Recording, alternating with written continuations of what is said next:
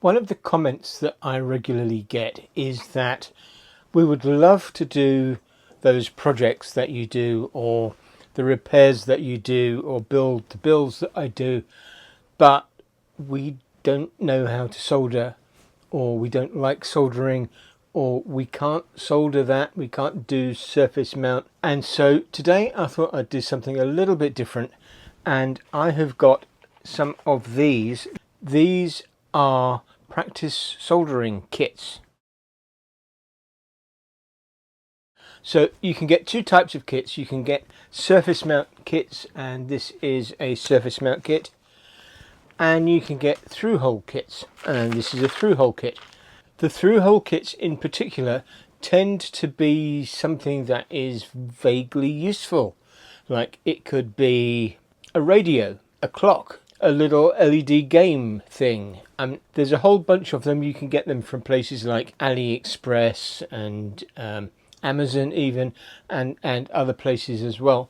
Surface mount kits, they seem to be less interesting in terms of what they do, and this, I think, flashes some lights. It's a lot of components just to flash some lights, but part of that is because it's a surface mount practice kit, and the idea is for you to solder a lot of components, because it gives you a lot of practice. And this one goes from, I think, 1206 all the way down to 0401. You get to do some really small stuff. It has some ICs on it. It's got a quad thing. It does everything. And this one, it's a clock. So it comes on PCB, and in this case it's got a box of components in a little plastic box. Sometimes, like this one, they're just loose in the bag. But there's loads of these available, and I definitely recommend that you give one a try if you want to practice soldering. So let's build one up and see what it does, and see how hard it is, and see if it's interesting.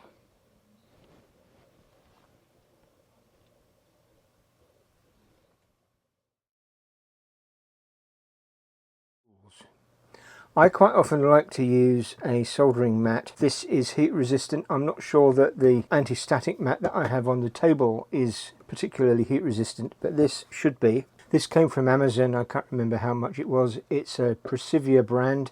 And what you're going to use depends entirely on whether you are doing surface mount or through hole. So with through hole stuff, we quite often have components with leads on, and you can see like these resistors, and so a pair of flush cutters like this. These only cost £1 or £2 each, and also some needle nose pliers. These are spring loaded. Tweezers, you can get bent nosed or straight nosed. These are sharp spiky ones, and because of that it's good to keep the little silicone thing on the end, save you stabbing yourself. For surface mount stuff in particular, you might want a microscope if you are doing really small stuff, the 0401s, but generally you can get away with like a hand lens magnifier. This I inherited from my parents a long time ago. It's very old. I don't know how long they had it. It's a glass lens. I don't know what the handle's made of, but that's metal. So it's a really nice little hand magnifier. And of course the prime tool is going to be the soldering iron. Now this is, I don't know how you say that, Kuzja. I like to have it set generally at 350, and you can get for it a variety of tips. They just, you unscrew that, they just slot in and off you go. And then finally we've got this, I guess you could call it a stand or a helping hands thing. This is so that you can, these are spring loaded, and in you go. There we go. So you just do up the nut, and then you can put the components in that side, flip it over and solder it that side. So that's the basic set of tools, and of course solder. I personally use leaded because leaded is much easier to use, and as far as vintage stuff is concerned, it fits in much better with the existing stuff. So this is 0.6 millimeters, and I got it mostly for doing surface mount work. And this, which is 1.2, this is thick chunky stuff, and I like to use this on big through-hole components because you get through the soldering very much quicker. So what are we going to do? I don't think we're going to get to both of these today. I mean, it depends how we do, I suppose. So, right, this is a clock. It's got values on the PCB, which is good because it comes with absolutely no instructions. So there's no schematic, there's no circuit diagram, there's no anything. We've just got this little box of everything just shoved into it. This is kind of the downside of buying cheap kits. These are going to be probably 1N4148s. These are resistors. We can measure these. That's the other thing that you might want in terms of a toolkit, is a multimeter. This is a Kaiweets brand. It's lasted me for about 5 years, I suppose. Came from Amazon. It's rugged as anything. The downside is it's got a screw to open the back up. It's got this little pail which lets you stand it up, and that's quite useful because sometimes you can't see it if it's flat. And finally, we cannot go without mentioning the flux. So this is Chipquik brand smooth flow and no clean tack flux. Gobs of flux, that's always a rule, gobs of flux. If you've enjoyed building our practice boards today, then our sponsor PCBWay is going to be your logical next step. PCBWay supply printed circuit boards, and you can design your own. You can get one of the literally thousands of project boards that are out there on the internet for your Commodore, for your Atari, for your Apple, your Mac, your PC, and so on. I've built quite a few on the channel over the past year or 3. Some of these I've actually designed myself. Many of them are through holes, so they are as easy to build as this was. Some of them though might be surface mount. This is a surface mount one. This one is fairly simple. It uses quite large components. They're 0805s and SOICs. You can hand solder this with not too much problem, or PCBWay will assemble it for you. Boards will start from just $5 for up to 10 boards. They don't just do PCBs, they also do CNC machining, 3D printing, sheet metal work, and so on. Check them out, www.pcbway.com.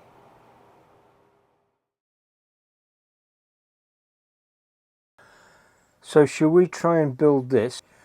All the bits are just thrown in here, so we're going to have to figure out what they are as we go along. I can say for almost certain that these big long stack of 1K resistors are going to be these.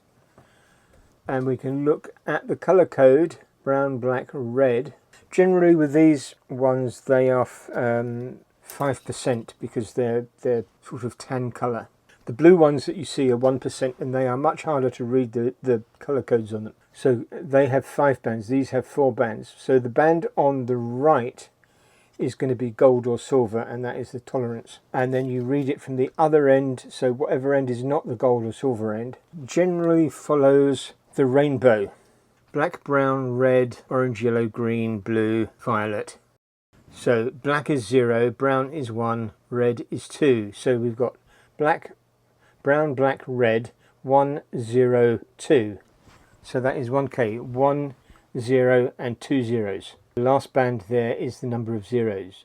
So the rule of thumb is you start with the lowest things first, and the lowest things on this are going to be the resistors and the diodes. So I'm going to start with a diode. Now diodes are polarized, so you have a black bar, and the black bar corresponds with the black bar on the symbol. So we just bend the legs. You can do that by hand, and that goes in there like that. If you use a fingernail you get a nice sharp crease, but you run the risk of bending it too far apart or not far enough apart, and then you get that happen. So you can use these to bend your legs like that. So you're thinking we're going to turn this over and it's going to fall out, and indeed that's possibly true. So one of the things you can do, hold it down with your fingers and then just bend the leads out, and that should be enough to just solder this.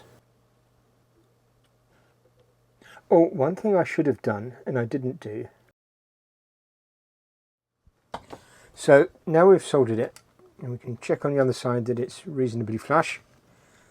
Just clip the excess off the legs, and this is where these little pockets on the soldering mat come in useful, because that's somewhere you can put them. So what we did not do is clean the board. So I've got some IPA, that's isopropyl alcohol, and this is 99.9% pure. It's in just a spritzer bottle of the sort that you get in supermarkets for taking stuff onto aeroplanes. So just spray the board and wipe it down with a cloth. This is stuff they call blue roll because it's blue. It's made by Scots, I think. Not particularly cheap, but it's good. It's better than like kitchen towel. Much better than kitchen towel. It feels a lot more like sort of cloth than it does like tissue paper, but it does tend to catch on pre-soldered bits of things, so be a little bit careful with that. Okay, so the fact that this board is marked out and it's got all the component values on it means we don't really need the instructions. But another thing that you can do, you can actually solder it from the top. And so let's do that for these two.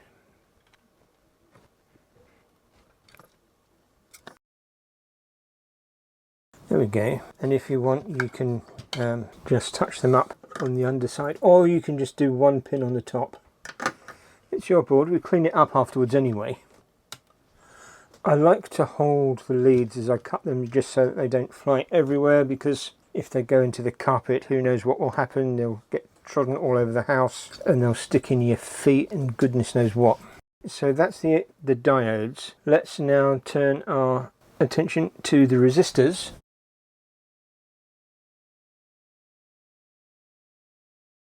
So let's do the small quantity ones first. So this is 10 megs.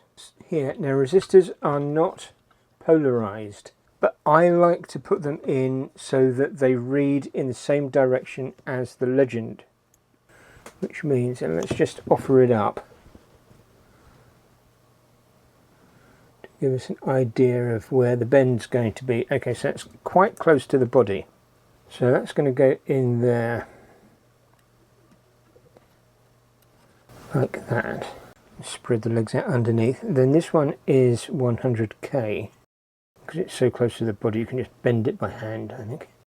So that's going to go in there like that. I'll bend them underneath, and we can flip it over and solder it. So now we've got this band of 2, and these are 470 ohms, I think. Yeah. So these go here and here. They basically the diode for these LEDs. I suspect these two LEDs, which are going to be the dots between the hours, minutes and seconds, yeah, they're basically in series, and they have one common resistor that goes to presumably ground. So again, we'll solder these, and this time I'll add a little dab of flux. This is going to smoke.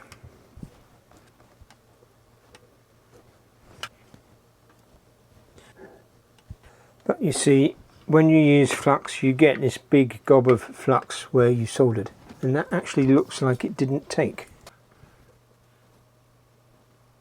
Yep, that one didn't take. I don't know if you can see, but there you go, you just reflow it.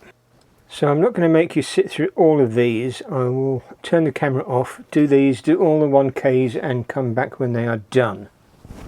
So when it comes to these long tape bandoliers, I guess you could call them, then the simplest thing to do is get your snips and just go down and cut them out. You don't have to be too close to the edge, just remember that you need enough lead to go through the hole and to solder it. Then of course don't lose them when you cut the other side off.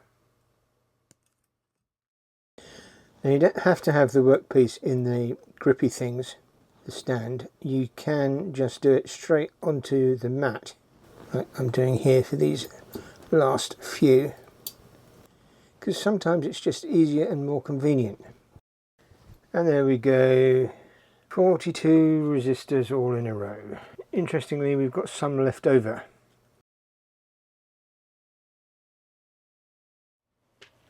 What shall we do next? There is no real fixed order for doing these things, so we might as well just sort some stuff out. These are the 7-segment displays. These are the IC sockets. So I think the crystal oscillator is going to be the next thing. These are 32,768 Hertz, which is a number that is very easily divisible, 32 kilohertz. So that just goes in there and it's going to fold over.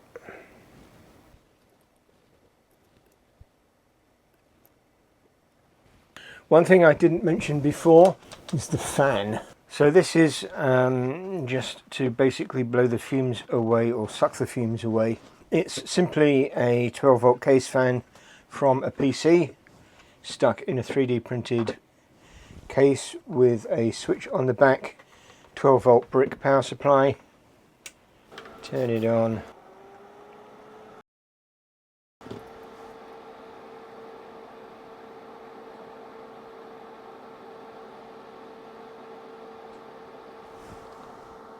There we go. So it keeps it out of your face. So these are generally decoupling capacitors. We've got lots of chips and not very many decoupling capacitors, so really they should be more of these. But we've also got these 30 puff which are associated with the crystal, so we'll put those in. These are not polarized.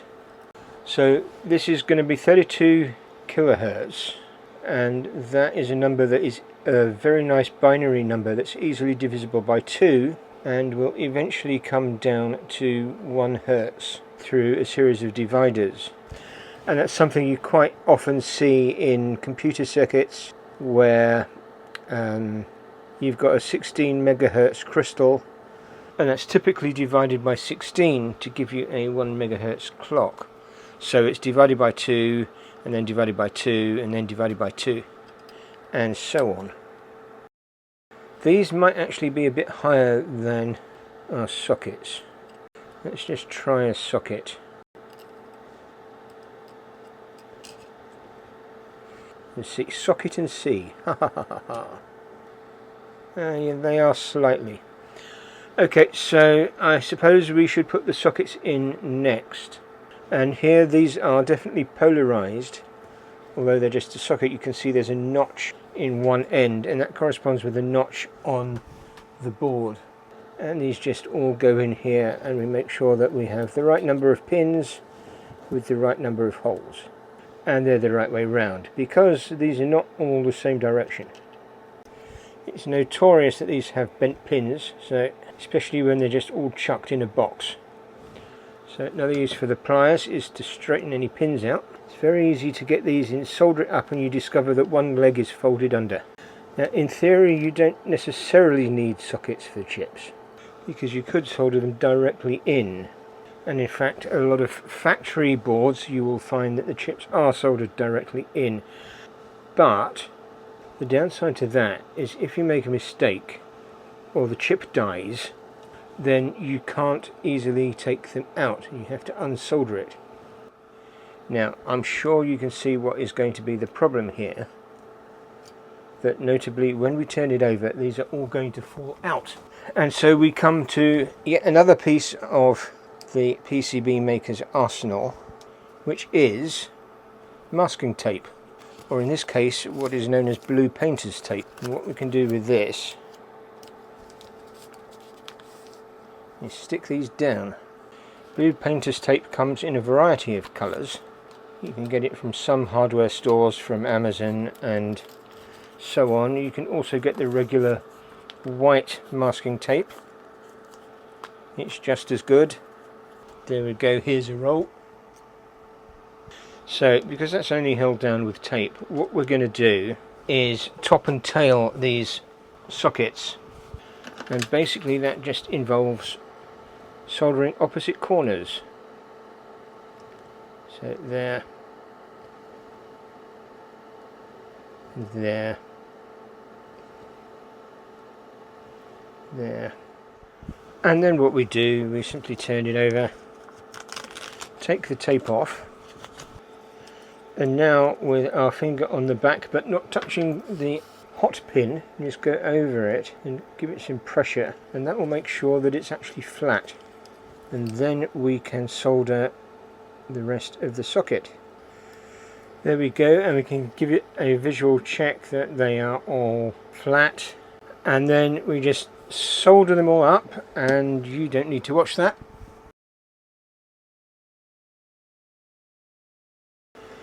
So we're getting there. We've done those two little caps. We can do these decoupling caps.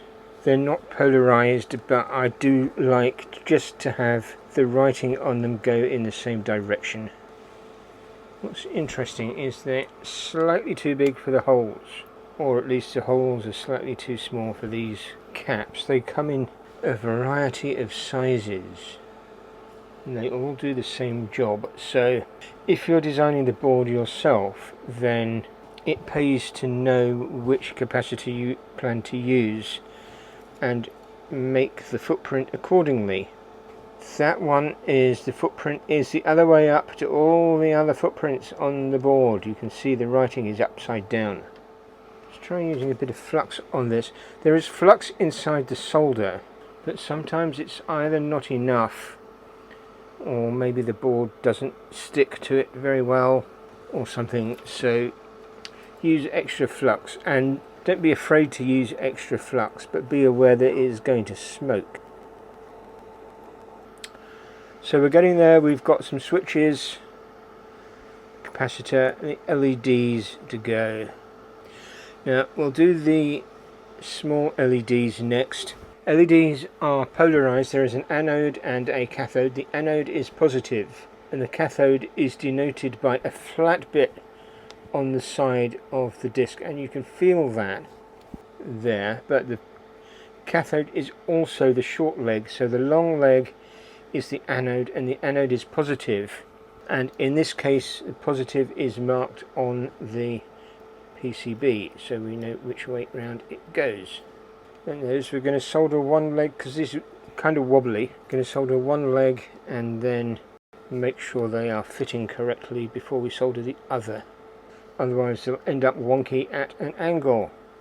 So I'm simply going to solder the outside leg at the top and the outside leg at the bottom, and then you can see these have actually come in at a bit of a wonk, and so what we'll do is we will push them down with our fingers on the back just as we heat them with the soldering iron, and that will make sure that they are level. If they're not level at this point, you've only got yourself to blame. Give them a good eyeball from all directions, and then you can decide that that is good enough to solder the other legs. Good, so we've got some switches. These are not really polarized, but they only go one way because they're not identically square, so they're sort of oblong shaped and they just push in. Tall components are basically what's left. This switch doesn't really have an orientation, it's simply an up, down, off, on thing. So what we'll do is we will just solder one pin in the middle and then we can adjust it. So now we have this capacitor. Again, its long leg is positive and it's also got a big minus sign on the side with a large white bar, and you'll see there's a large white bar on there as well, so we know definitely which way round it goes. It's a cheap and cheerful no-name cap, but that's okay because this is just a practice board. And now it's just a matter of fitting these 7-segment displays. It shows the decimal pin, which is not going to be used, I suspect. The reason I suspect that is because there's only 7 resistors. And if you're going to utilize all 8 LEDs, because that is the, in fact, 8th LED, then you need 8 resistors.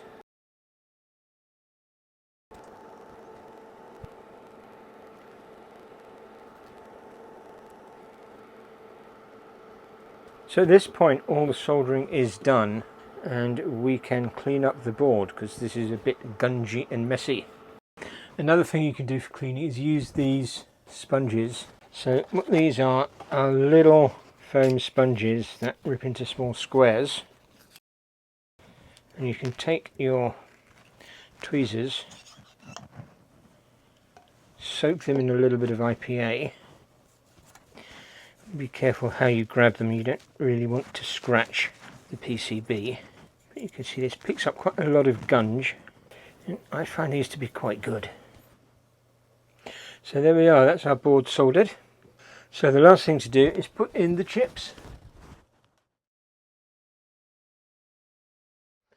So I've sorted the chips so that I know which ones they are, so they go in the right place. So this is my chip straightener. It's a wonderful piece of kit. I think I got this from Amazon. It's spring loaded. All you do is you put the chip in there, squeeze it together, and that is going to straighten the legs. But we can then put the chip in the socket like that, and that's it complete.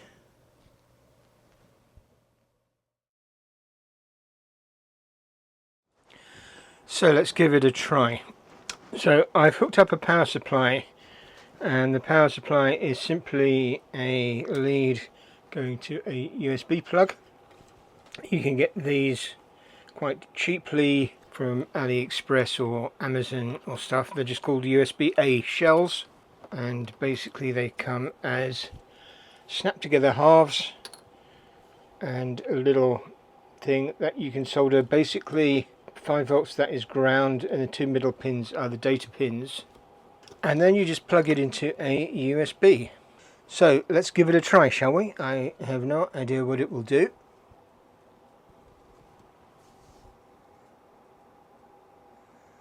Oh, well, it's counting. We've got lights flashing for the seconds. I don't know what these buttons do or the switch. Let's just try this switch because the legend is in Chinese, so yeah. That stops it. You see, it's now 42, so that's going to go again. So I think what we can do is we can stop it, and then if we press these, that's changing. It's gone 5:15, so that's 17, 12, 13, 14, 15, 16, 17. I guess maybe that changes the digit. 17, 18, 53 seconds. So, right, we'll set it going. It's not quite the right time, but there you go. So we made a clock. I hope that that has inspired you to have a go at soldering stuff, because it's really not that difficult when it comes to at least through-hole soldering. We've done resistors, we've done capacitors, diodes, we've done switches and ICs and LEDs. And the thing with these through-hole kits is that it does generally give you something that at the end of the day is actually useful. I mean, you can stick that in a box, and I don't know how accurate it's going to be in terms of over time, but it's a clock. You know, it does clocky things. It's driven off a USB or any other 5-volt source, and you can 3D print a case for it. Yeah, something that you can actually use. And there's a whole bunch of different ones of these that you can get. You can get radios and little screen displays and all sorts. So hopefully doing a couple of these will give you confidence to go and tackle something like, you know, a Commodore 64 or a VIC-20 or something like that, because it's all basically the same stuff. It's holes in the board, pin through the hole, solder the pin. So thank you for watching. Please check out my Patreon if you would like to support the channel. You do get early access to these videos, and you get ad-free access with no sponsor message or anything like that. Some tiers will get your name onto the video, so do check it out. And thank you for watching. I'll see you next time. See ya. Bye.